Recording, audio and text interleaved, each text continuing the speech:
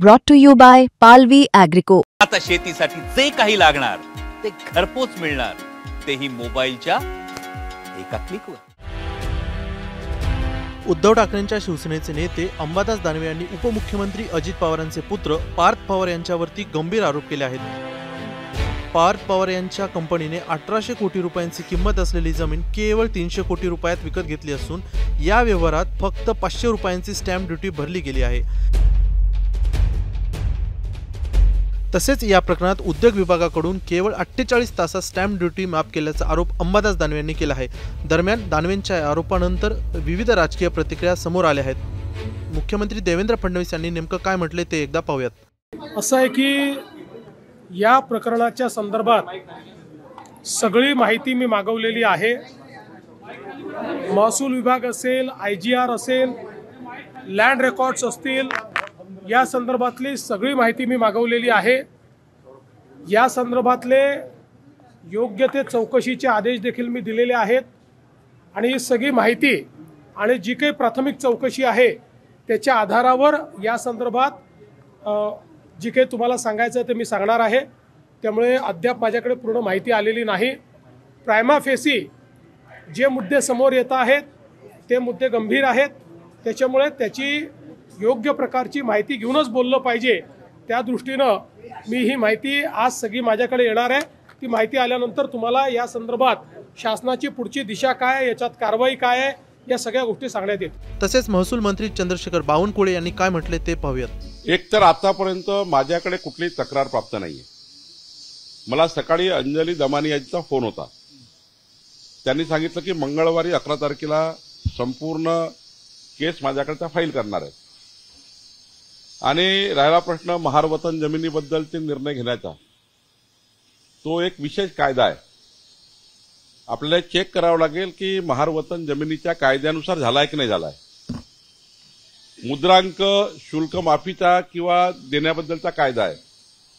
उद्योग विभागाने कुठल्या सवलतीखाली त्यांना ती सवलत दिली आहे ते उद्योग विभाग तपासेल, कारण आम्ही जेव्हा MIDC प्रकल्पाच्या नावाने कुठला IT पार्कच्या पॉलिसीमध्ये किंवा उद्योगाच्या पॉलिसीमध्ये एखादं बेनिफिट दिलं असेल, ते बेनिफिट नियमाने दिलं आहे काही उद्योग विभाग तपासेल।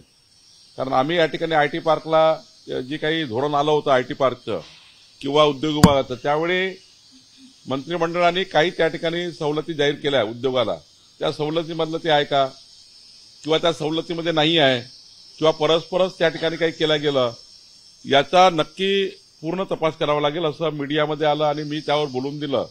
त्यापेक्षा 11 तारखेला अंजलीताई दमानी माझ्याकडे ते घेऊन येणार आहे, त्यावर माझ्याकडे मी हिअरिंग लावेल, तपास करेल आणि प्राथमिक समजा आमच्या अधिकाऱ्यांनी, महसूलच्या अधिकाऱ्यांनी महार वतन जमिनीमध्ये काही गडबड केली असेल ते मला बघावं लागेल आणि IT संदर्भाने मुद्रांकाबद्दल, जरी मुद्रांक माझ्याकडे आहे तरी IT संदर्भाने काही सवलती त्यांनी दिल्या आहेत का तेही बघावं लागेल।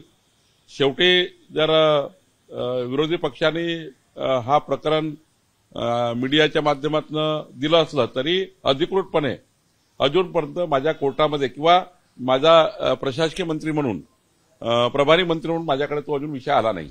आणि विरोधी पक्षाचे आमदार विजय वडेट्टीवार यांनी नेमकं काय म्हटले ते एकदा पाहूयात। ये करीबन 1800 करोड़ का घोटाला है।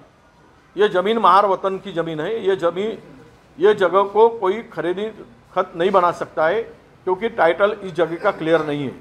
मूल मालिक के नाम से फेरफार का ऑर्डर, उसको ट्रांसफ़र करने का ऑर्डर या रिकॉर्ड में बदल करने का ऑर्डर कलेक्टर ने 2020 तक दिया है। अब ये इस स्थिति में इस जमीन का व्यवहार करके ये जो कंपनी है, इन कंपनी ने पार्थ पवार की और उनके पार्टनर की जो कंपनी है, इन्होंने हेराफेरी की है। ये 400 BC की है और इनके ऊपर ये जो भी किया है इनके ऊपर कार्रवाई होने की आवश्यकता है, ऐसा मुझे लगता है। ये ज़मीन का व्यवहार रद्द होना चाहिए, मूल मालिक को ज़मीन देना चाहिए, जो मूल मालिक है उसके नाम से ज़मीन होना चाहिए और सरकार ने इसमें हस्तक्षेप करके जिन्होंने ये घोटाले को साथ दिया है, चाहे वो रजिस्ट्रार से लेकर तो स्टैम्प ड्यूटी में एग्जम्पशन देने की जो ऑर्डर किया है, इन सबके ऊपर 420 के तहत गुना दाखिल होना चाहिए, ये हमारी मांग है।